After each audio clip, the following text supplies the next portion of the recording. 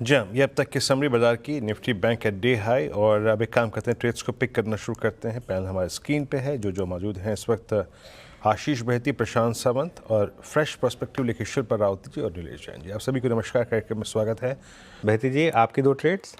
अनुज जी, पहली जो ट्रेड रहेगी वो बजाज फाइनेंस पे खरीदारी की सलाह रहेगी। बहुत अच्छा चार्ट स्ट्रक्चर वापस इसका बन रहा है और एक अच्छा रिवर्सल अब बजाज फाइनेंस में देखने मिल रहा है और सारे इंक्लूडिंग एनबीएफसीज में मूवमेंटम बन रहा है। यहाँ पर स्टॉक ने एक अच्छा बेस बनाया 10 पे और वापस एक बाउंस दे रहा है वहां से। तो यहाँ पे खरीदारी की सलाह है। जो स्टॉप लॉस में मेंटेन करना है वो 7390 7,390 का कैसे मेंटेन करे, 7650 और 7750 के टारगेट के लिए इसमें खरीदारी की सलाह है।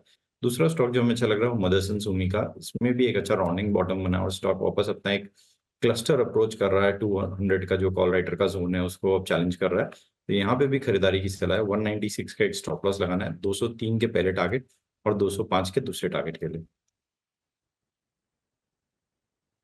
ओके, आपके 2 ट्रेड्स। शिल्पा जी, गुड मॉर्निंग। आपके 2 ट्रेड्स इस वक्त के।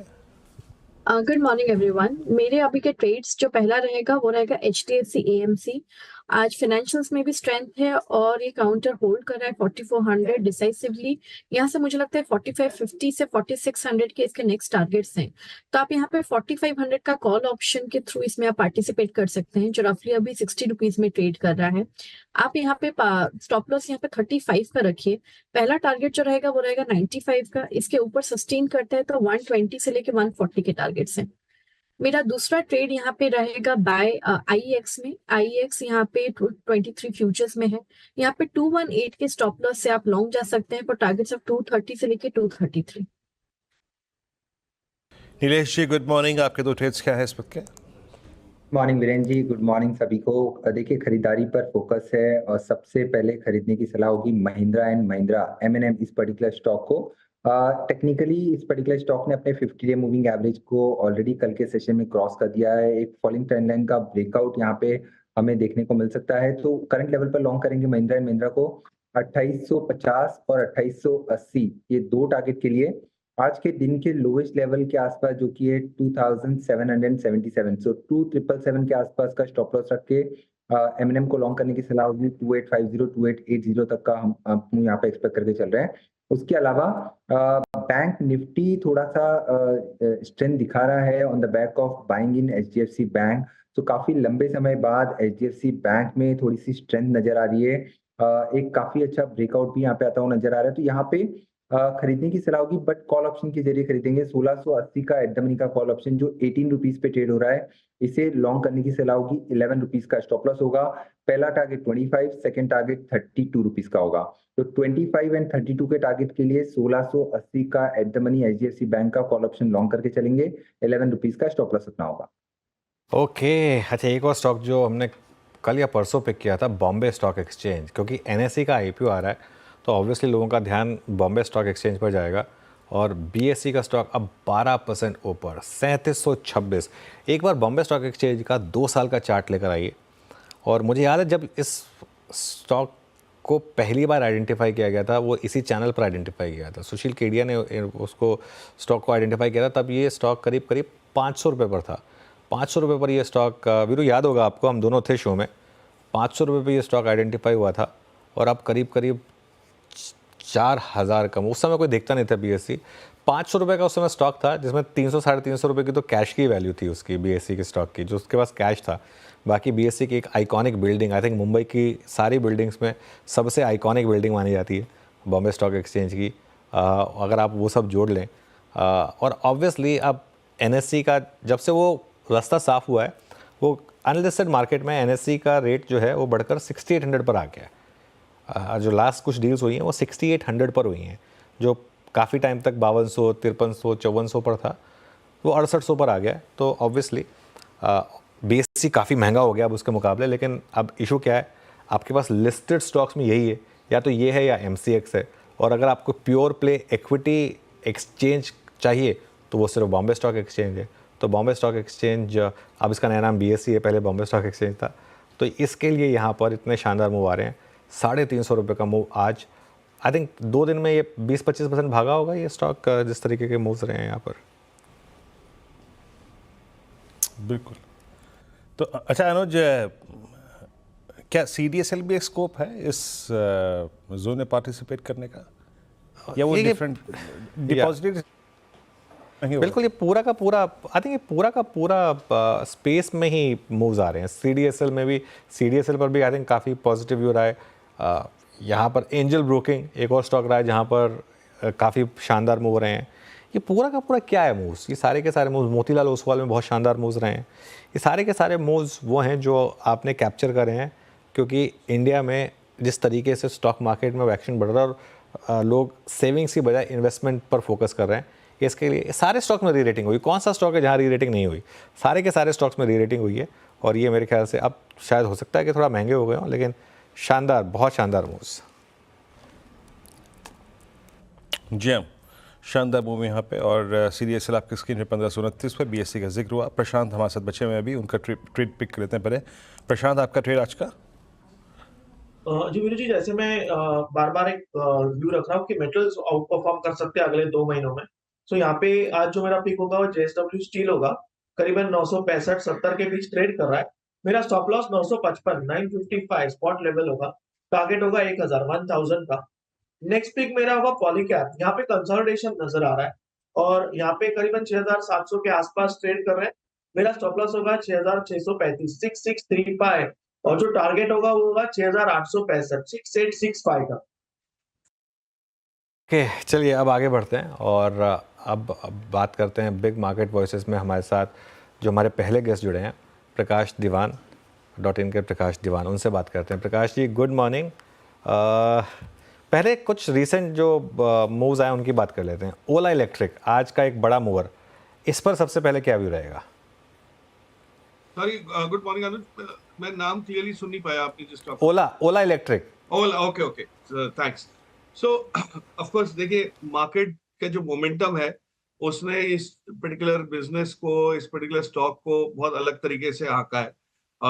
मेरे हिसाब से अगर आप देखें तो जो क्वालिटी इलेक्ट्रिक व्हीकल्स की, टू व्हीलर्स की इस कंपनी की है, उसमें अभी भी इस टाइप की अश्योरेंस या कन्विक्शन नहीं है कि ये स्केलेबल बहुत ज्यादा हो पाएगा।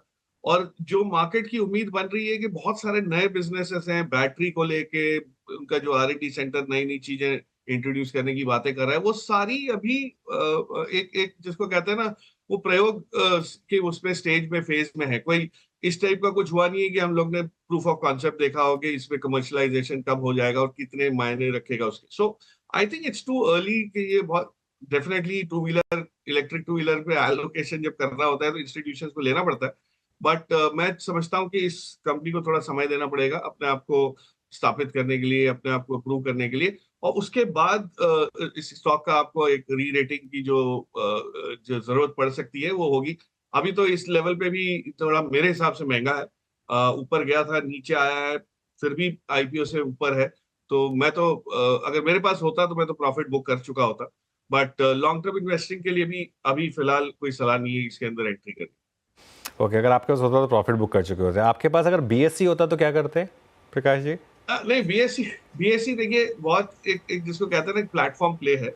अभी तो यूनिकली पोजीशन है क्योंकि NSE का शेयर अभी आपको अवेलेबल नहीं हुआ है। और मेरे हिसाब से जिस टाइप का ग्रोथ हमारे मार्केट में है, अब मार्केट में ग्रोथ थोड़ा सा NSE को ज्यादा हो या BSE को कम हो सकता है आगे पीछे चलते रहेगा, बट ये ग्रोथ कम होने वाला दिख नहीं रहा है। और जैसे जैसे मार्केट मैच्योर होगा, पार्टिसिपेशन लेवल हर जिसको कहते हैं ना, ऑल राउंड ग्रोथ आपको दिखेगी, नॉट जैसे एक दो सेगमेंट में। मुझे लगता है ये बहुत ही आपको प्रॉमिसिंग प्लेयर रहेगा। इसको आप डिप्स में बाई कीजिए। अगर होता तो डेफिनेटली बेचता तो नहीं मैं, लेकिन अगर लेने की चेष्टा करनी है तो आपको शायद मौके मिलेंगे नीचे के लेवल्स में, क्योंकि रन अप थोड़ा सा अर्निंग से पहले आया हुआ है। तो जो अर्निंग्स आएंगी वो बाद में आएंगी, रन अप थोड़ा सा पहले, but you can definitely add to the portfolio. Okay, अच्छा, पोर्टफोलियो में बजाज हाउसिंग फाइनेंस लिया क्या, या तो पहली बार IPO में मिला कि नहीं, और क्या लिस्टिंग के बाद लिया? IPO में अगर मिला है तो मुझे तो जहां तक समझ आई, आपको मिला क्या? मैं आपसे पूछ रहा हूँ, आपको मिला क्या? नहीं, मुझे नहीं मिला मुझे नहीं मिला अनुज। ना मैंने IPO के बाद लिया है अभी, क्योंकि वैसा मौका ही नहीं लगा। जिस भाव पे लिस्ट हुआ, जो मार्केट कैप और प्राइस टू बुक है, मेरे जैसे वैल्यू इन्वेस्टर्स के लिए ये बड़ा मुश्किल हो जाता है लेना। मोमेंटम वाले जरूर ले पाए होंगे और कमाई भी कर रहे होंगे, बट मुझे ना लगा है ना अभी कोई इस टाइप की उम्मीद। और जो जो बाइंग भी आ रही है, इंटरेस्टिंगली ये क्या है कि आज बहुत टॉपिक ऑफ डिस्कशन चल रहा है हर जगह कि बजाज फाइनेंस इतना महंगा होके भी क्यों चल रहा है, और हो सकता है मोमेंटम इसको बहुत ऊपर तक भी ले जाए और भी ऊपर ले जाए। लेकिन अनुज, ये ऐसा है कि इंस्टीट्यूशंस को अलॉटमेंट जो आप देखेंगे, जो एपेटाइट थी और जो अलॉटमेंट आया उसमें काफी शॉर्टेज जैसी रही है, कमी रही।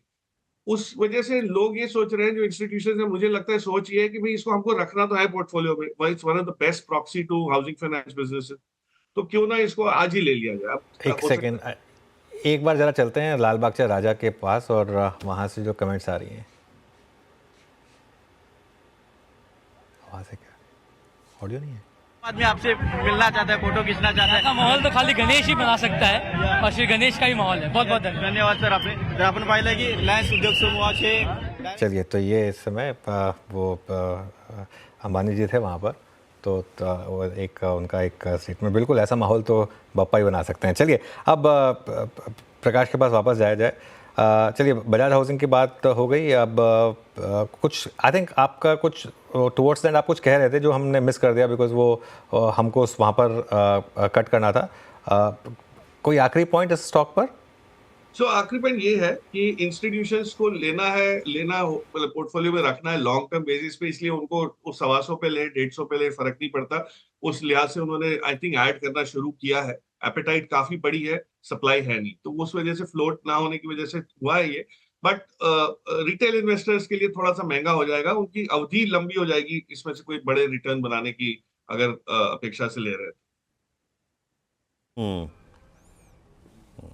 पर प्रकाश, इस प्रश्न का दूसरा अंश भी है कि क्या इस लिस्टिंग ने, मैं इनफैक्ट कल कुछ आर्टिकल्स इसी आई थिंक सब्जेक्ट को एड्रेस कर रहे थे कि rating of housing finance companies post Bajaj housing. अब बजाज हाउसिंग पे हमारी बात हो गई, बट वो जो डिफरेंशियल क्रिएट हो गया है versus rest of housing companies versus Bajaj finance, क्या आप उसको प्ले करने की कोशिश करेंगे? अब थोड़ा सा इक्विलिब्रियम उल्टा आता हुआ दिख रहा है मुझे। ये अगर करना था तो जब बजाज हाउसिंग का आईपीओ का ऐलान हुआ था उस समय से अगर आप देखें तो इतना अच्छा move PNB housing, Canfin, LIC housing सब में आ चुका है। तो मुझे लगता है हुआ ये है कि लोगों को बजाज हाउसिंग फाइनेंस की जब मेट्रिक्स समझ आने लगे, जब आंकड़े समझ आने लगे कि ये बिजनेस इतना प्रॉफिटेबल हो सकता है, इस टाइप के इतने लो एनपीए लेवल्स इसके अंदर आप मेंटेन कर सकते हो, तो उस लिहाज से हाउसिंग फाइनेंस कंपनीज का एक जिसको कहते हैं रीसेट सा हो गया या रिवैल्यूएशन सा हो गया। बट इसके बियॉन्ड ये चलते ही रहेंगे इसी प्रकार से, जस्ट बिकॉज बजाज फाइनेंस से सस्ते, मैं नहीं मानता। इनकी जो क्वालिटी और जो बुक का साइज है उसके हिसाब से ये लिहाज से जो भाव आए हैं ये काफी जस्टिफाइड है। हाँ, लॉन्ग टर्म में ऑर्गेनिक ग्रोथ जैसे जैसे आएगा तो बढ़ेगी, लेकिन अब ये कोई आप सोचे कि इसके अंदर एकदम से 20-25% और चाल आ जाएगी, मेरा मानना है कि शायद ये नहीं हो सकता। अब ये इस लेवल पे थोड़े से कंसोलिडेट होंगे, डाइजेस्ट करेंगे प्राइसेस। ओके, चलिए ये बात हो गई Bajaj housing versus I think rest of housing finance कंपनियां। अब आते हैं एक एक करके कुछ ऐसे स्टॉक्स को यहाँ पर छेड़ने की कोशिश करते हैं जहाँ पे मूव काफ़ी आ रहे हैं। अभी कुछ देर पहले अनुज ने ओला का जिक्र किया था, प्रकाश सर।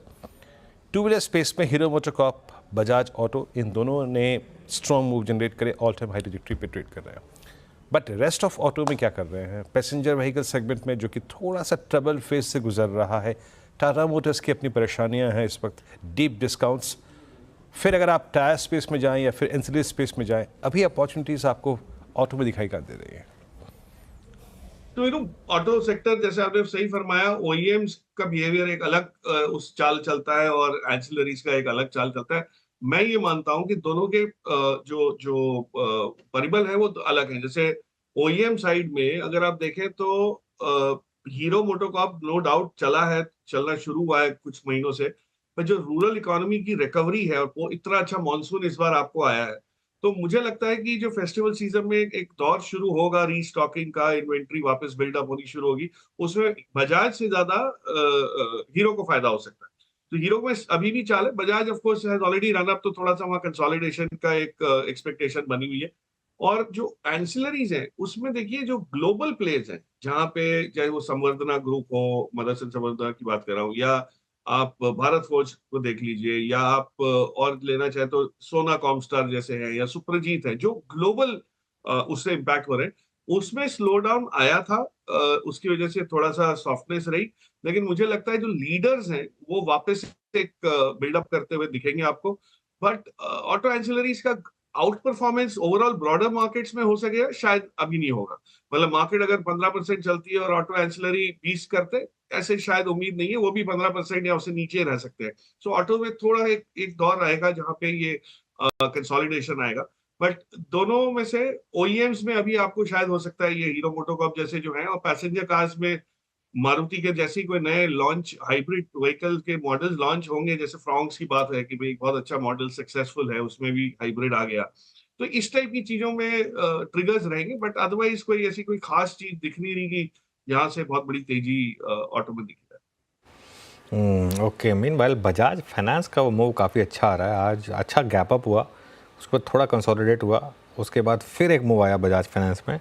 तो ये क्लियरली आज का अभी तक देखा जाए तो इंडेक्स के स्टॉक्स में स्टॉक ऑफ द मॉर्निंग है। 2.5% के करीब यहाँ पर अच्छे मूव्स इस समय बजाज फाइनेंस में आते हुए। और ये स्टॉक जैसा वीरों ने कहा भी था कि पिछले कुछ दिनों में करेक्ट हुआ था। वो जिस दिन बजाज हाउसिंग फाइनेंस की लिस्टिंग हुई थी उस दिन काफ़ी बड़ा करेक्शन आया था, इसमें 7700 से 7300 तक आया था। उसके बाद अब थोड़ा सा यहाँ पर मूव्स अच्छे आ रहे हैं स्टॉक में। प्रकाश, आज आईटी स्टॉक्स में गिरावट है एक्सेंचर के उस कल के न्यूज़ के बाद, लेकिन इन स्टॉक्स ने पैसा अच्छा बनाया इस साल, खासतौर से मिड कैप आईटी में। यहाँ पर आपका क्या व्यू होगा और कोई टॉप पिक्स होंगी यहाँ पर? तो अनुज, एक्चुअली क्या है कि आज शाम को अगर इंटरेस्ट रेट कट का ऐलान होता है तो उसके बाद मार्केट उसको, मतलब इंडस्ट्री, आईटी इंडस्ट्री क्लाइंट्स उसको कैसे अपनाते हैं, उसके बाद ऑर्डर फ्लो कैसे बनता है, ऑर्डर बुकिंग होती है नहीं होती है, वो उसकी वजह से आईटी स्टॉक्स में काफी आपको एक टाइम करेक्शन का दौर आ सकता है, क्योंकि रनअप अच्छा खासा हुआ था। और दूसरी चीज क्या हो रही है हमारे मार्केट में, बैंकिंग या फाइनेंशियल्स में मुझे लगता है एक मूव जो शुरू हुआ है, बैंक निफ्टी दर्शा रहा है और आगे चल के रीसेट हो सकता है towards an expected interest rate cut. तो उसमें जो credit growth, interest rate cut, इस टाइप के पॉजिटिव ट्रिगर्स अगर आ जाते हैं तो बैंकिंग परफॉर्म करेगा, तो आईटी थोड़ा सा पीछे हट जाएगा। सो ये सेक्टर रोटेशन तो आम तौर पे होता ही रहता है। I would believe mid cap IT में बहुत बढ़िया वो है टाटा टेक्नोलॉजीज। में हमेशा बोलता आया हूँ कि 1400 तक गया था लिस्टिंग पे, 1000 के नीचे भी एक बार आ गया, अब वापस 1100 के आसपास वो हो रहा है कंसोलिडेट। बट आई थिंक यहाँ पे अभी भी मतलब जिसको कहते हैं ना, कोई ओवर एक्सुबरेंस नहीं दिख रही या प्राइसिंग मिसमैच नहीं दिख रहा, तो ये इसको आप अपनी नजर में रखिए। मुझे लगता है कि यहाँ पे जैसे जैसे ऑर्गेनिक ग्रोथ आती जाएगी, नए ऑर्डर्स आते जाएंगे, इनकी बुक जो है, रेवेन्यू बुक विजिबिलिटी वाली बन जाएगी, और वो जैसे ही होगा आपको इसमें थोड़ी सी एक मतलब मार्केट आउट परफॉर्मेंस की उम्मीद बन सकती है। But overall I think IT में लार्ज कैप आईटी है वो सब थोड़े कंसोलिडेट होंगे, क्योंकि बहुत बढ़ गए हैं। विप्रो देख लीजिए, इन्फी देखिए, तो कहीं ना कहीं थोड़ा सा एक साइडवेज मूव या टाइम करेक्शन वाला मूव जो है, ये end of this calendar year तक, मतलब 2024 दिसंबर तक आपको शायद इस टाइप का रुख दिख सकता है। एक आपसे पॉसिबली आखिरी सवाल, फिर कोई फ्रेश स्टॉक आइडिया जिस पर काम किया हो आपने? फ्रेश आइडिया में ऐसा है अनुज, जैसे एक बड़ी पुरानी कंपनी है, लेकिन मुझे समझ आई है कि जो जिस हिसाब से उसका कारोबार रीसेट हुआ है, नई उसकी वजह से डेवलपमेंट हुआ है, एचओईसी।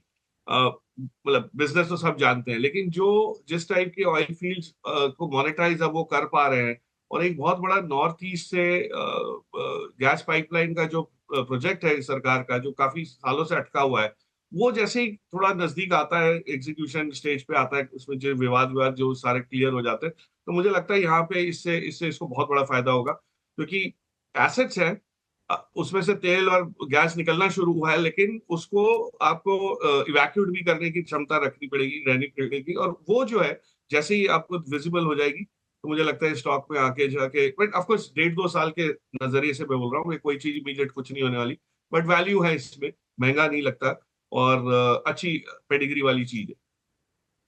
ओके, चलिए, बहुत बहुत शुक्रिया प्रकाश आज हमारे साथ जुड़ने के लिए और हमसे बात करने के लिए। मितेश ठक्कर से अब समझते हैं एक मार्केट का technical setup. Mitesh, good morning. Mitesh, आज ही नहीं पिछले एक हफ्ते से देख रहे हैं कि बैंक निफ्टी ने वो जो डिफरेंशियल है उसको फिल करना शुरू किया है। क्या चार्ट्स पर अब निफ्टी से ज़्यादा स्ट्रॉन्ग बैंक निफ्टी दिख रहा है? Anuj, yes, I think good morning. मुझे लगता है कि बैंक निफ्टी क्लियरली अपनी जो अंडर परफॉर्मेंस को कवर करने की प्रोसेस है उसको चालू कर चुका है।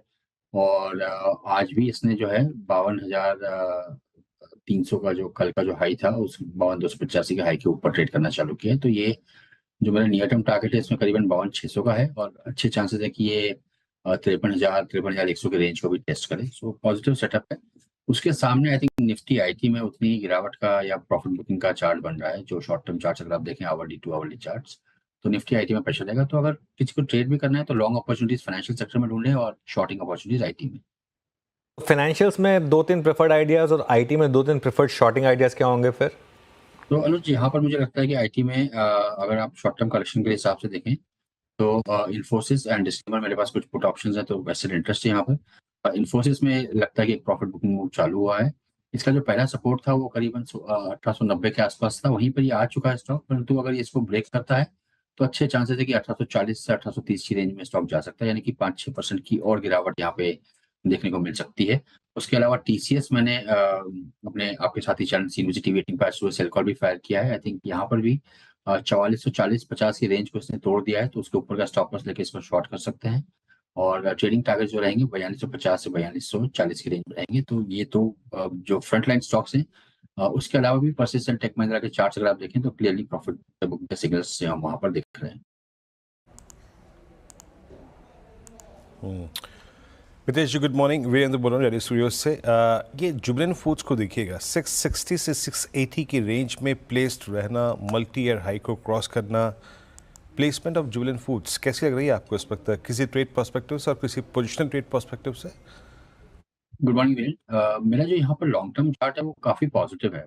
जुबिलेंट फूड्स के मंथली चार्ट्स को या वीकली चार्ट्स को अगर आप देखें तो बहुत अच्छा यहाँ पे सेटअप है, एवरेजेस के पोजीशन, डायरेक्शन और इंडिकेटर्स की भी। मुझे लगता है इवेंचुअली ये स्टॉक अपने जो ऑल टाइम हाईएस्ट जो मंथली क्लोजिंग से रिकॉर्ड की थी वो थी सितंबर 21 में 805 की, उसको टेस्ट भी करेगा और शायद क्रॉस भी करेगा। परंतु इसमें जो एक ही मुझे वरी लग रही है वो ये है कि जो इसकी जो रैली चालू हुई है वो अप्रैल से चालू हुई है और ये छठा महीना लगातार है कि स्टॉक बुलिश क्लोज के साथ बंद होगा। तो शॉर्ट टर्म चार्ट से बहुत ज्यादा ओवरबॉट है। थोड़ा सा अगर प्रॉफिट बुकिंग में स्टॉक नीचे में मिलता है तो प्रेफर्ड बाइंग रेंज होगी मेरी इसकी 630 से 620 के आसपास। स्ट्रॉन्ग एक्यूमुलेशन रहेगा वहां पे अगर ये स्टॉक उस रेंज तक आता है तो। और मेरा करंटली व्यू भी है कि ओवरबॉट होने की वजह से प्रॉफिट बुकिंग में एक सिग्नल आ सकता है कि ये स्टॉक उस रेंज के आसपास अपने को बाय करने को मिले, तो वहां पे बहुत स्ट्रांगली इसको बाय करें। अदरवाइज अगर इसकी रैली चलती रहती है तो फिर वो ओवरबॉट होते जाएगा, वो एक डिफिकल्ट व्यू है उसको कैच करना। परंतु प्रेफर्ड व्यू है कि लॉन्ग टर्म चार्ट के हिसाब से आप इसको एक्यूमुलेट करें। तो अगर आप ऑलरेडी अगर वो फियर ऑफ मिसिंग आउट एक फैक्टर होता है, अगर उससे लगता है कि ऐसा हो जाएगा तो थोड़ा अभी ले, थोड़ा गिरावट पे ऐड करने के लिए इसको रखते हैं। ओके अच्छा मितेश जी, 2 हफ्ते से इनफैक्ट 1.5 हफ्ते से मैं एक बात फील कर रहा हूँ कि लगातार कैपिटल गुड्स में जो है वो ओआई शेड हो रहे हैं। वो पोजीशंस जो शॉर्ट साइड पे कैपिटल गुड्स में आई थी वो धीरे धीरे इजेक्ट कर रही हैं, मतलब एग्जिट कर रही हैं, माफ़ कीजिएगा। एलएनटी और बाकी रेस्ट ऑफ कैपिटल गुड्स को आप कैसे अप्रोच कर रहे हैं, स्पेशली एलएनटी जो कि एक बहुत क्रिटिकल एज पे है। आई थिंक अप्रैल से लेकर अब तक जो पूरी की पूरी रेंज रही है उसके हायर क्लस्टर को एक बार फिर से टेस्ट करता हुआ कैपिटल गुड्स में कहाँ पे अपॉर्चुनिटीज़ आपको नज़र आ रही हैं? इनफैक्ट वीरेंद्र, मुझे एलएनटी पे ही सबसे ज्यादा फोकस करने का मन हो रहा है। जो आपने बताया कि एक बहुत अच्छा इसने कंसोलिडेशन किया और अपर एंड के पास आ गया है और अब ये सिग्नल दिखा रहा है कि इस बार शायद ये 3760 3770 की रेंज को क्लियर कर जाएगा। और अगर ऐसा होता है वीकली क्लोजिंग इसके ऊपर आती है तो मुझे लगता है 4000 के आंकड़े को भी छू जाएगा और पार भी कर जाएगा। तो सबसे बेस्ट स्टॉक एलएनटी है। दूसरा जो स्टॉक मेरे फोकस में वो है एबीबी। करेक्शन के बाद ये स्टॉक गिर के साइडवेज हो गया है और एक बेस बिल्डिंग चल रही है 7500 7480 ब्रॉडली नीचे में और करीबन 8000 8020 के लेवल्स ऊपर में। तो मैं वेट कर रहा हूँ कि इसमें रेंज अगर ऊपर की तरफ से ब्रेकआउट देती है तो यहाँ पर 8020 के ऊपर एक अच्छा ट्रेडिंग मूव मिल जाएगा और स्टॉक शायद 8600 से 800 की रेंज में चल जाएगा। परंतु बेस्ट स्टॉक जो आपने हाईलाइट किया था मेरे लिए भी एलएनटी है। Weekly closing about 3770 3775 I think would be a good trigger. उसके ऊपर आप इसमें बाय करें और 4000 के टारगेट्स यहाँ पे देखने को मिल जाएंगे। ओके अच्छा मितेश, एक ओपन क्वेश्चन, आपके कुछ प्रेफर्ड आइडियाज लॉन्ग या शॉर्ट मिड कैप स्पेस में? एक स्टॉक जो मैं अक्यूमुलेट कर रहा हूँ और डिस्क्लेमर के साथ कि मेरे पोर्टफोलियो में भी है वो है गोदरेज एग्रोवेट। स्टॉक पिछले कई हफ्तों से 860 से लेकर करीबन 780 770 की रेंज में चल रहा है। मुझे लगता है कि स्टॉक जल्दी, क्योंकि इसके लॉन्ग टर्म चार्ट बुलिश हैं, मुझे लगता है कि इसके चांसेस ये हैं कि ऊपर की तरफ ये ब्रेकआउट देगा। तो 860 के ऊपर ट्रिगर रहेगा, तब तक आप धीमे धीमे इसको एक्यूमुलेट करें और 860 के ऊपर आप एग्रेसिवली इसमें बाय कर सकते हैं और यहाँ पर मुझे लगता है कि अच्छी तेजी देखने को मिल जाएगी। उसके अलावा आई थिंक जो अगेन ये स्टॉक मेरे पोर्टफोलियो में है, जो एक अच्छा रिवर्सल हमने इस महीने देखा है वो है, बहुत ही अंडर परफॉर्मिंग स्टॉक था SBI कार्ड्स, और इस महीने करीबन 10% की तेजी ये स्टॉक दिखा चुका है नीचे के लेवल से। इसके भी लॉन्ग टर्म चार्ट्स में रिवर्सल के सिग्नल्स चालू हुए हैं, तो यहाँ पर भी एक्यूमुलेट करें, करंट लेवल्स पे बाय करें, 775 770 के आसपास ऐड करें, और स्टॉप लॉस रखें इसमें 740 का। मुझे लगता है कि स्टॉक 900 के ऊपर के लेवल्स आने वाले कुछ हफ्ते से महीनों में दिखा सकता है।